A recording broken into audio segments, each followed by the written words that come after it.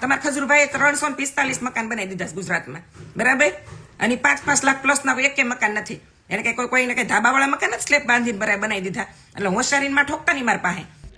જુઓ મિત્રો, હવે આ કીર્તિ પટેલ અને ખજૂરભાઈના વિવાદમાં આ ક્રિષ્ના પટેલે એવું નિવેદન આપ્યું કે ખજૂરભાઈ કાંઈ ધાબાવાળા મકાન નથી બનાવી દેતા, બધા મકાન 5 લાખની અંદર બને છે.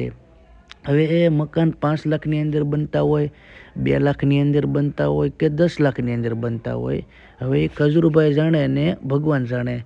પણ તમારામાં આ બધું સેવા કરવાની તાકાત ખરી?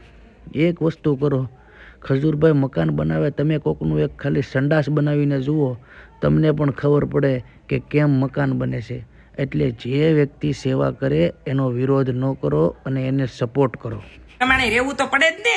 સમય પ્રમાણે અમારા પટેલ જ્યાં નથી રહ્યા તો બ્રાહ્મણો તો કેટલી માજા મૂકી છે ને, લાવો ક્યાં કેટલી બોટલ પડે છે ને એ પ્રૂફ હારે લઈ આવીશ, બરાબર? અને ક્રિષ્ના પટેલ, તારો ને ખજૂરનો જે વિરોધ હોય એ વ્યક્તિગત વિરોધ છે. આખા સમાજને ટાર્ગેટ કરવાનું બંધ કરી દે તું ક્રિષ્ના પટેલ. તારું કહેવાનું એવું છે કે બ્રહ્મ સમાજના લોકો ક્યાં ક્યાં બોટલ ફોડે છે એ બધી મને ખબર છે. તો તને ખબર છે ને, તો તું ખબર રાખ. સમાજમાં 5 આંગળીઓ સરખી નથી હોતી, બરાબર? અને બધાને બધી ખબર છે.